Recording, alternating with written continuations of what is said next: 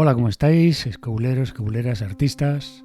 Hoy tenemos una cosa especial, tenemos un nuevo tutorial de arte, pero esta vez vinculado al podcast La Escóbula de la Brújula, en su programa Los Tercios Españoles o El Camino Español.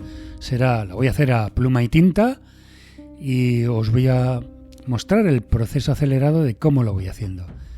El programa se llama, como os he dicho, El Camino Español, y bueno, aquí vemos a mis compañeros. Yo tengo el gusto de estar participando en este programa.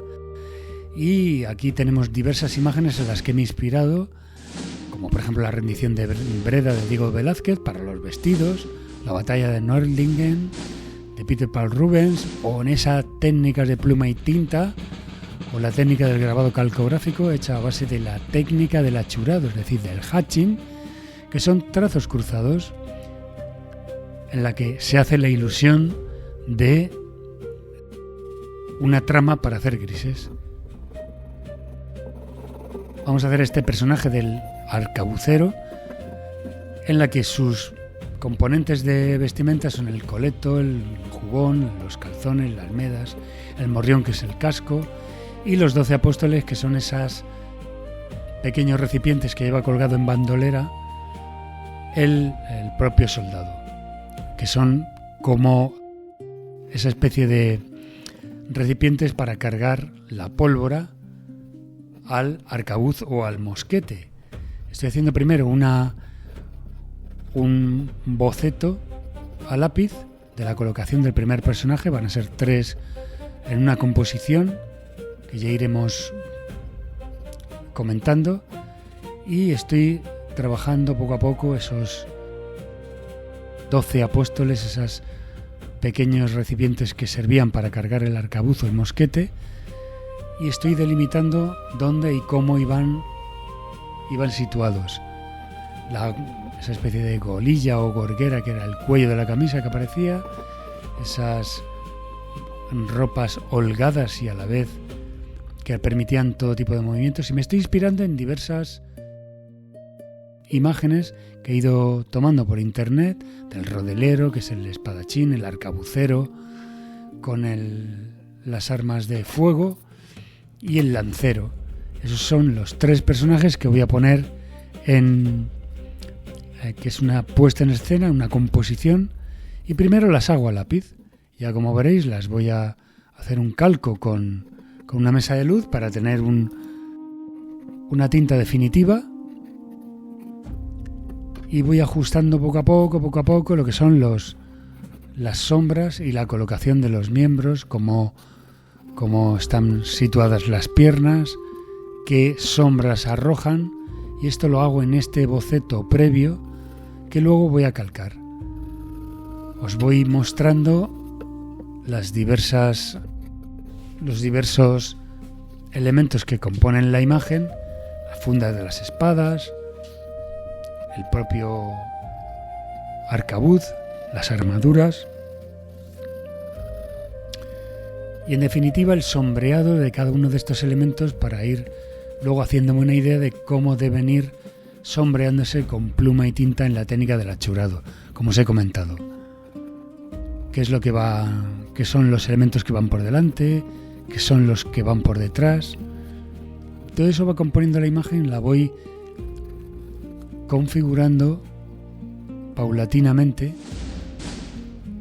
para mostrar qué es lo más importante y qué es lo secundario. Aquí ya he puesto un papel que es el Bristol de 270 gramos, calcándolo con una mesa de luz para tener, con el objeto de tener un acabado lo más limpio posible. Sigo cruzando líneas y haciendo delimitaciones. Aquí mi intención es sencillamente, de una forma limpia, ya tener una idea clara de son todos los detalles, por ejemplo, como el arcabuz, la mecha, como el dispositivo, todas las imágenes que había, cómo iban vestidos, cómo eran las armas, cómo eran los cascos, los diferentes cascos que habían dentro de lo que es la idea del morrión, una auténtica maravilla del diseño industrial de la época, ¿no? Y me llama mucho la atención cómo iban las prendas ajustadas tanto a la muñeca como a los codos, porque parece ser que ahora nos parece algo antiguo, pero era como una economía para poder tener la máxima movilidad con una tela que se ajustaba y por unos lados y quedaba holgada. Y luego la textura de las piedras, esas ruinas que he metido para un lado, en el lado de la izquierda de la imagen, en la que ya me planteo hacer una textura distinta a la que tienen los soldados. Como veis aquí, las sombras, por una parte oscuras, por otra reproduzco lo que son la textura de las rocas, de la madera, del polvo que hay a los pies de los soldados, y a la vez estoy también trabajando ya las prendas acuchilladas, esas aberturas, esas rajas que tenían, que les facilitaban los movimientos y a la vez pues era un elemento decorativo. Los cascos y todo eso con esta técnica que a base de distintas densidades de línea, unas veces líneas separadas y otras líneas juntas, para hacer lo que os he comentado antes, esas escalas de grises ópticas que al entornar o desenfocar los ojos podemos ver y podemos apreciar en sus diferentes grises o texturas, ¿no? Aquí estoy sacándole los volúmenes al casco, al morrión, también al cinturón, a lo que le llaman el coleto, que es una especie de chaleco de cuero que incluso pues tenía cierta dureza como para despedir algún espadazo. Y estoy dando diferentes texturas, utilizando también un pincel para hacer los negros del acuchillado de las prendas. Y es todo esto muy interesante porque me permite jugar con ese diálogo entre formas lisas y formas texturadas. Aquí os hago una panorámica en la que lo comparo también con una de las imágenes en las que me he inspirado. Y atención a esto que os voy a contar, porque fijaos, lo que estoy haciendo ahora son las nubes. Os hago una especie de recorrido de todas ellas. Y es lo que os he comentado de esta técnica. En realidad es una especie de tramado, que hay una ilusión de escala de grises que se produce en todo el cielo y que es muy interesante porque al entornar los ojos te produce como, diversas gradaciones de gris. Entonces, ¿esto cómo lo estoy haciendo? Pues a base de líneas, como veis aquí, con mucha paciencia y haciendo lo que es siguiendo la dirección de las líneas o de los volúmenes de las nubes. Esta técnica es muy antigua, ya la utilizaba Alberto Durero, ya la utilizaba Gustavo Doré, y luego pues por último, a principios de siglo XX, quien popularizó esta forma de hacer nubes fue Franklin Booth, que tenía una forma de hacer estas gradaciones de grises que ni siquiera daba la sensación de juntar trazos, ¿no? Hacía por medio de juntar líneas, todo este tipo de líneas, ¿veis? Aquí incluso no hago una línea de tope, sino que dejo como el límite que configura la nube. Donde hay un borde